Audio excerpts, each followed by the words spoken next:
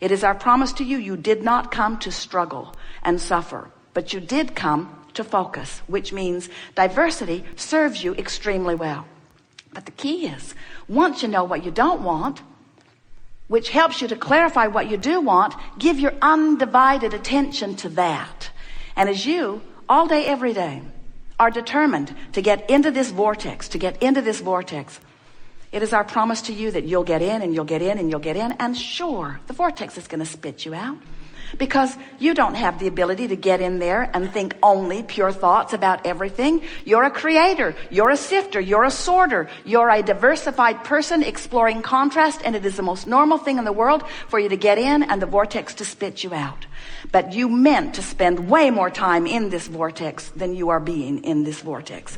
It was your plan to be mostly in there and occasionally out, and we got to tell you, you've been out of the vortex long enough to create enough in the vortex work for 20 or 30 lifetimes. In other words, you really don't owe it to anybody to get out there and struggle yourself into clarity. We think you know what you want. You know what you want. So, vibrationally speaking and emotionally speaking, this doorway to this vortex, this vibrational state of being, on the emotional scale is somewhere between hope and belief. In other words, if you are in despair or anger or revenge, you're nowhere near the vortex. And even though who you really are is in there and law of attraction is calling you home, you've got enough resistance going that you're not going easily. And that's what negative emotion is. Did you get that? Negative emotion is the larger part of you calling you, pulling you, but because of your resistant stance, you're not going easily. Oh, you're going. Because when you croak, in you go. You're going. You're just not going easily. And the fact that you're not going easily is why you have those hurtful, painful emotions that can even turn into illness.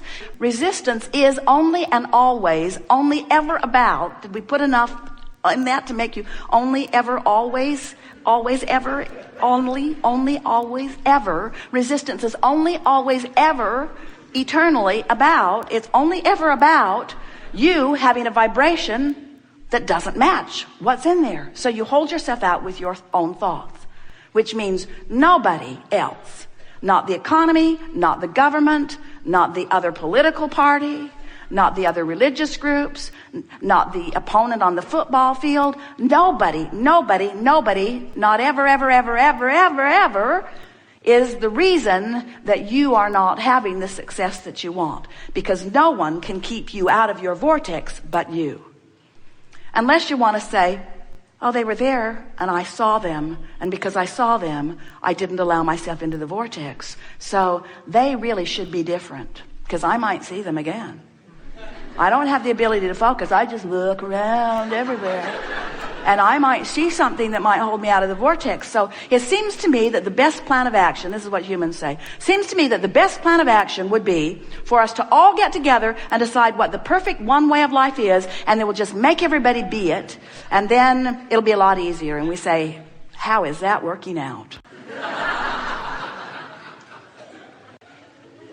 There has to be some logic that lets you know that if you need even one other person to be different so that you can get in the vortex and be a match to what you're asking for, you're going about it in the wrong way, because you can't make them focus long enough. Do you have a teenager?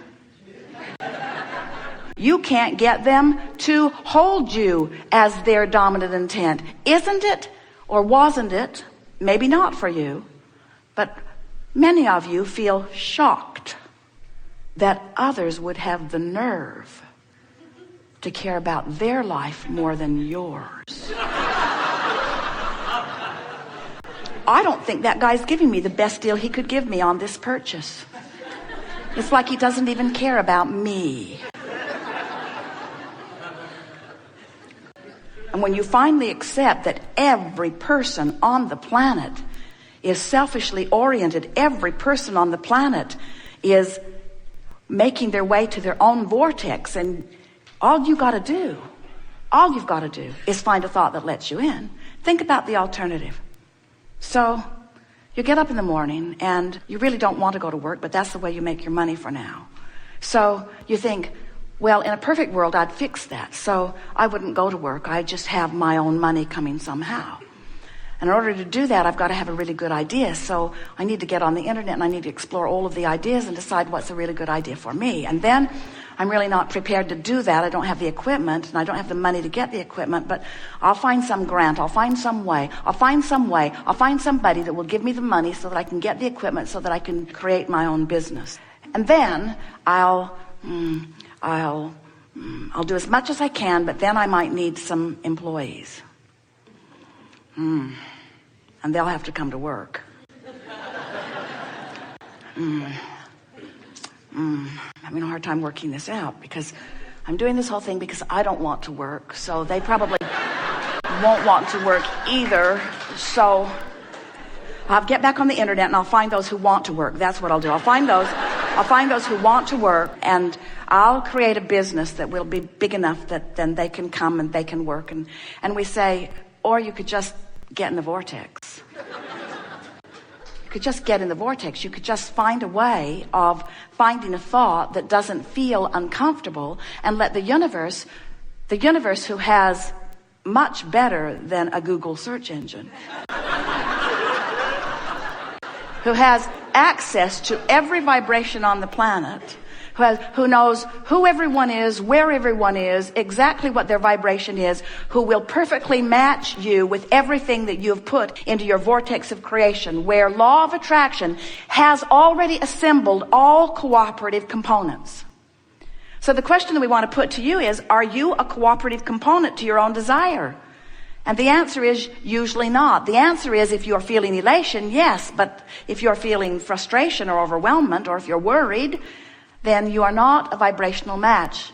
You are not a cooperative component to your own creation, to your own vortex. So here's the thing that we want to sort of lay out there for you to bubble in the air as we are moving forward today. Because if you can reconcile this, then all of this will come together easily for you. We just want to ask you this one simple question. Is it easier for you to control the behavior of a substantial number of people and circumstances and events in order to give you something that you can look at that will take you easily into the vortex? Or would it be easier for you to just focus your thoughts on things that take you into the vortex? Well, pretty clear, isn't it? Much of your world is going about it in such a backwards way. They're saying, when I see that, I feel good, but when I see that, I feel bad. So we need to make laws so that that can't happen. And we say, are your laws doing the trick for you? Or are you filling your gels to the brim and building more every day, because the very essence of every single person on the planet is absolute freedom? In other words, you all want it. The freedom you're looking for, hear it, is freedom from your own vibrational discord, which is self-inflicted every single time. And when you discover how to get in the vortex and maintain a certain amount of time in the vortex, you're going to discover freedom beyond anything that you have ever experienced before. And that's what we're rooting for. We're rooting for the alignment of you in your physical form with you in the vortex. So, what do you want to talk about? Some things. Going to have a very, very good day. You're knowing what you're wanting. You are enjoying the evolution of your desire. You are enjoying the contrast that makes your desire possible. Out of that variety, you are able to focus, aren't you? And focusing is what you do, yes? As creators, you are focusers. Focusers of what? Focusers of consciousness, which is to say focusers of energy, which is to say focusers of thought, vibration. Many different words speak to the same concept, but the important word is focus, because you have the ability to think and choose.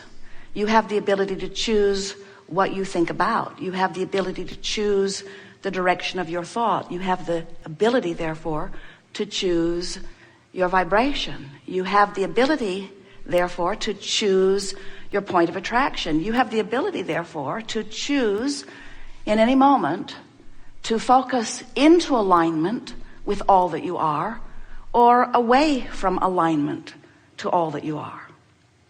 When we speak of all that you are, we're talking, of course, of who you really are. You're beautiful in your bodies, but the physical part of you is an extension of all that you really are. You were source energy before you came forth into this body.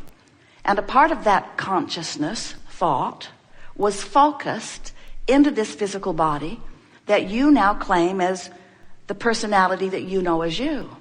But we claim much more of you as you than the personality that you know as you. Because we know not only who you were before you came into this body, but we know that who you were before you came into this body still exists even though you were in this body. And further, we know that even though you are now in this body exploring contrast and giving birth to new expansion, that non-physical part of you is what you were and all that you've asked for since. So this non-physical part of you is so much more than you know here in this physical body. But when you are in this physical body, you could be all of it. You have the ability to focus yourself fully into all that you were and are. Now, what we mean by that is, in this physical body, your life causes you to know what you don't want and therefore to know what you do want. It is really fun to watch you, every consciousness that you are, whether you are human or one-celled organism, you are always standing in your place with your experience around you, coming consciously to new preferences about what would be better. And as each preference is born from you, when someone's rude to you, you prefer that the world be nicer. When you are sick, you prefer that you be well. When you don't have enough of something that you want, you prefer that a way to find it appears. And so the preferences are constantly being born, and as these preferences or requests or hopes or dreams or questions, whatever you want to call it, as these questions come forth from you, the non-physical part of you literally becomes the equivalent of your furthest reaching request. So when we say you in your physical body have the ability to be all of that, what we really mean is you have the ability to choose thoughts that cause vibration, that allows connection to the furthest part of you. And that's what true blending is. That's what true enlightenment is. That's what being frisky is. When you are tuned in, tapped in, turned on to the fullness of who you are, that's when you are living as you intended to be. And anything less than that is off the mark. And that's why anything less than that produces within you guidance that shows you it's off the mark. That's what negative emotion is. Negative emotion means you, in your humanness, in your physicalness, are focused upon something that has a vibrational frequency that is preventing your full blending with who you really are. That negative emotion is your indicator you're off. And if it feels off, it's off. Off from what? Off from what others think? No. Off from what you thought before you were born? No. Off from what God or some other creator wants from you? No. Off from who you have become. Off from the fullness that you are. Off from your most expanded beingness. Off from the source energy that flowed into you and while in you became something more. In other words, what we're just saying to you, you got to keep up with you if you are to feel positive emotion, which means you're keeping up with you. When you feel frisky, you're aligned. When you feel love, you're in alignment. When you are appreciating, you're in alignment. In your joy, you're in alignment. In your hope, you're almost aligned, but not quite. In your belief, you're aligned. In your anger, not even close. In your despair, further still. In fact, the furthest that you can get is despair and depression, which is what powerlessness really feels like. Alignment feels like empowerment, full of the power and the energy that creates worlds, full of who you really are.